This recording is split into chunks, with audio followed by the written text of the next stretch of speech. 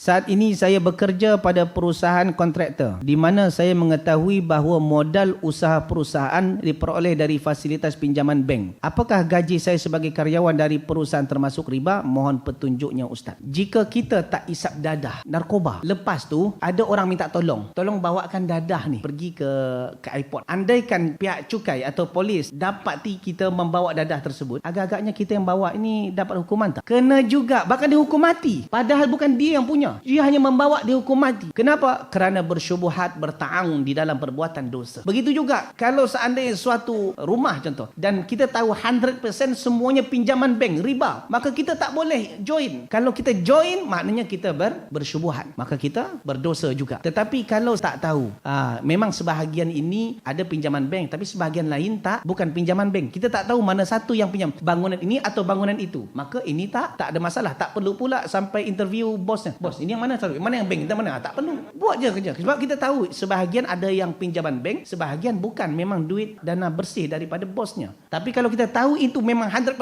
daripada bank, maka kita tak boleh bertahun. La'anallahu akila riba wa mukila wa syahidahi wa katibah. Jadi Allah melaknat orang yang beri makan riba dan memberinya, tukang saksinya, yang penulisnya, sekuritinya, semuanya kena. Kulluhum sawa, semuanya sama di pandangan Allah Subhanahu wa taala, sama-sama dilaknat. Allah taala alam.